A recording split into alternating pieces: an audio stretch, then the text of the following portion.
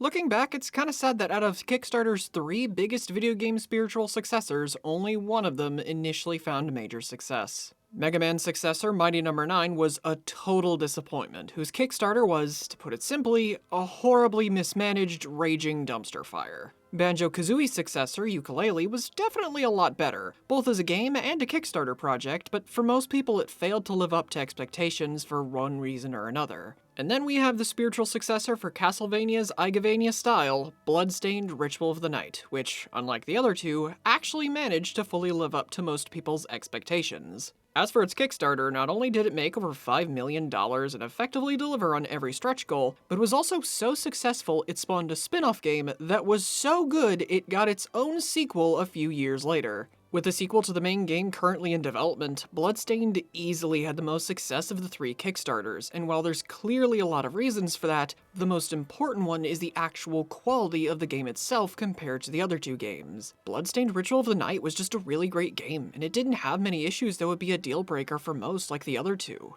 As an igavania, it was just really solid all around. With it having been 4 years since it was released and there apparently being plans for a major announcement for the series this year, what better time than now to give this game another look?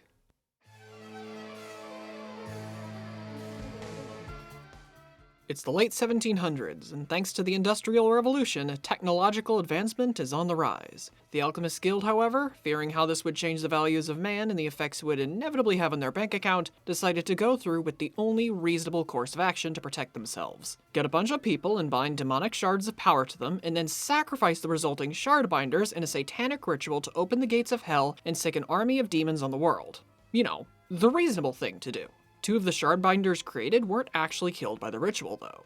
A man named Jeeble miraculously survived it, and his friend Miriam, who was spared altogether after she was magically put into a stasis-like sleep for unknown reasons. 10 years later, Miriam's woken up only to find that Jeeble summoned a demonic castle called the Hellhold, using a book called the Libre Logaeth, with the intent of getting revenge on humanity by summoning more demons to the world. With the help of her old friend Johannes and an exorcist named Dominique, Miriam of course makes her way into the Hellhold to stop Jeeble from ending humanity. Now, while I do really like Ritual of the Night's whole setup, the story itself is just fine. The lore and world building are interesting, and it certainly has some nice moments, but the overall story is on the more minimal side of things. It's to a point where if we're talking about the plot itself, I can't really justify making a spoiler section for praise or criticism without it being like a minute long, which is a shame because there's actually traces of a really good story here.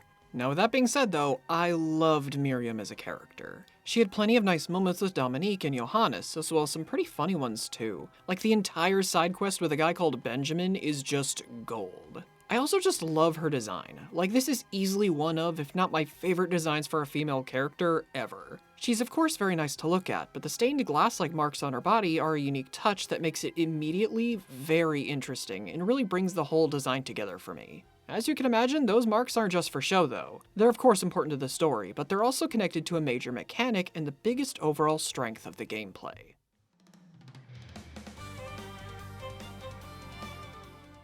Bloodstained Ritual of the Night's biggest strength is easily the sheer amount of variety in the way you can play the game. For starters, Miriam has plenty of different weapon types at her disposal, with these ranging from shoes to swords of 3 different kinds, daggers, spears, whips, and even guns. Every weapon type also has special techniques they can perform using fighting game-esque button combos that you can learn from the various journals in the Hellhold, with there being 24 in total. I personally played it pretty simple with weapons. I stuck primarily with swords because, well, I'm just basic like that, and I didn't really use the techniques much because, quite frankly, I can't perform a quarter circle to save my life. The weapons are only the tip of the iceberg, though, because the demon shards on their own add a crazy amount of variety to the gameplay. This is where those stained glass marks on Miriam come into play. As a shard binder, she has a random chance to absorb a shard of an enemy's power to use for herself. There are 5 different shard types you can equip to Miriam at any one time, and a 6th white type that are all immediately usable and can be individually toggled on and off. This system is a pretty big reason for why I love playing this game as much as I do. There's well over 100 shards in the game, and this gives you plenty of different ways you can approach any situation. You have tons of different shards for mid-ranged attacks so you can keep your distance like with True Arrow, powerful shards that summon a demon for an attack like Draconic Rage, passive shards for various stat buffs and bonus effects, as well as the always reliable familiar shards, of which there are 7 total. Honestly, it's also just really satisfying to get new shards, even if I don't end up using some of them. I just love constantly getting these things. Heck, because you can get multiple copies for most shards in the game, it's also nice because this gives you more stuff to fuse with alchemy or to sell for money. Yeah, another big draw for Bloodstained is the alchemy and crafting. By visiting Johannes, you can craft weapons, armor, accessories, and even upgrade, as well as create new shards with the monster parts and other resources you find in the Hellhold. A good few of the recipes that you unlock for weapons and armor late in the game will require some grinding for rare materials to make, but if you're the kind of person that enjoys that sort of thing, you'll have a blast with this. If you're worried about needing to grind to create multiples of something, then don't worry, because you don't have to if you don't want to. After you make something once, Dominique's store will update and start carrying it. This way you can just buy multiples of something instead of making them.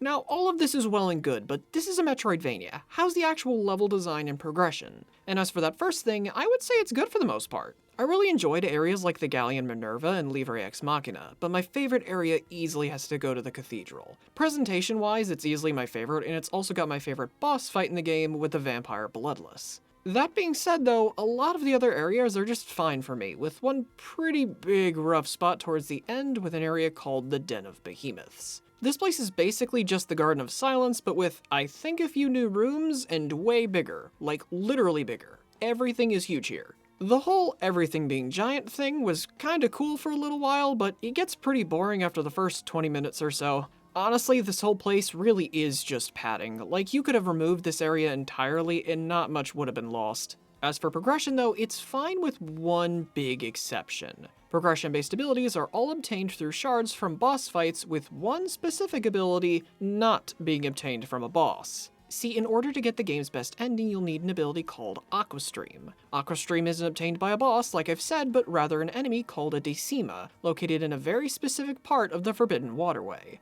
So, genuine question, why is a power necessary for the true ending and getting access to the last, 30-35% of the game locked behind a normal enemy encounter? Most people complain about this because the game is far too vague or obtuse about it, and while they're right, a bigger issue I have is that it runs counterintuitive to how the game has taught the player up to this point. Think about it like this, you're playing the game and you've never touched an Igavania or even another Metroidvania before. Up to this point, every important shard has been given to you by a boss, and the one time it wasn't was in the Galleon Minerva with Flame Cannon, but as a 100% guaranteed drop. Then you have the Decimas, who aren't guaranteed to drop it. Sure, you do have a bounty side quest to kill 8 of them, which I guess is your hint, but you could always get unlucky and kill all 8 without getting the shard. Like, if you know what you're doing, it's not that bad, but if you're a new player, I could easily see someone getting lost for hours trying to figure out how to swim underwater. And while getting lost is kind of the appeal for some Metroidvanias, you're not really getting lost for the right reasons here.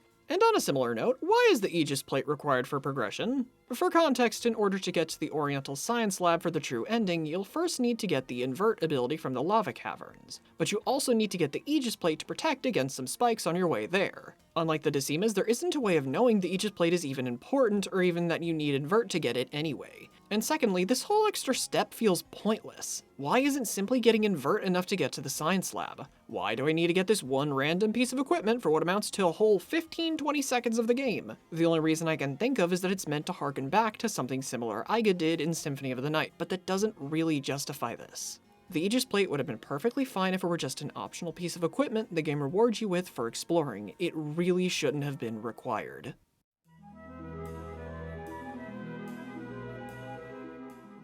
You know, thinking about it, for as much as I do love this game and as great as it is, I feel like there's still plenty of room for improvement. The story is a pretty obvious one, with it being as minimal as it is. I may love Miriam as a protagonist, but they could have definitely done more here. Gameplay-wise, the shard system and combat were very well done and felt really good, but I think the area design could have been a bit stronger. And on a smaller note, while I like most of the enemies, I think they do repeat enemy types a bit too much. Despite that though, as a Kickstarted spiritual successor, Bloodstained Ritual of the Night was great. It's a really solid game, and it managed to deliver on all of its promises, both in quality and in its stretch goals. Frankly, I couldn't be more excited for Bloodstained 2, and like I said at the beginning of this review, there's apparently plans for a major announcement this year, so we might get that sequel not too long from now. With that being said though, it'll be a while until the next review, because I'll be covering Master Detective Archive's Raincode, and by the time this video's uploaded, it isn't actually out yet, so in the meantime, I'll be working on another video for later. Until then though, thank you all for watching, like and subscribe if you enjoyed the video, and I hope you all have a nice day.